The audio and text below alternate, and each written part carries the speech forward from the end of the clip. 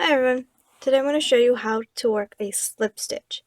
A slip stitch isn't really a stitch that you use on its own to create a fabric. You can, and it creates a very compact fabric, but for the most part slip stitches are used to join things in the round or add a finishing detail for just like a couple of rows.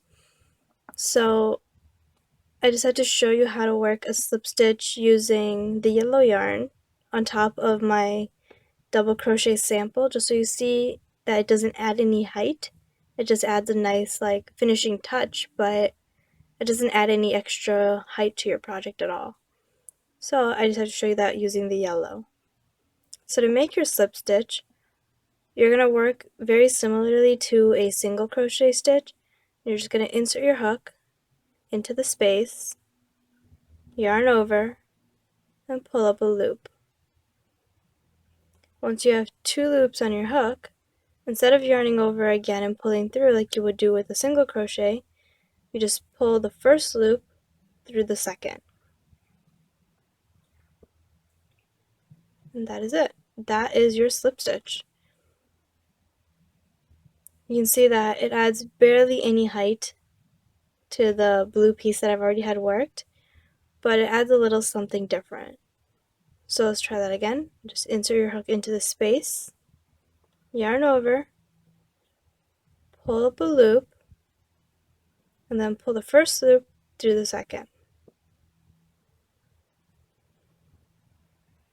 There you go.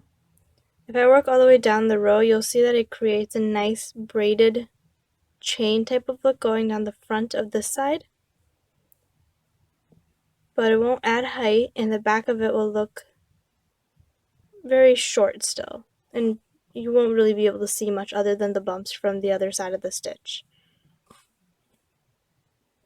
Let me make sure my yarn is loose. Okay. I'm just going to continue working slip stitches all the way down the side of this row.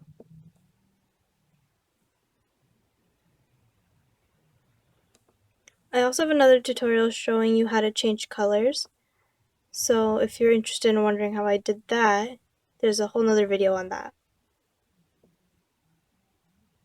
But for now, let's just focus on the slip stitches. We're just pulling one loop to the other. Oh, here's my last stitch if I can get into it.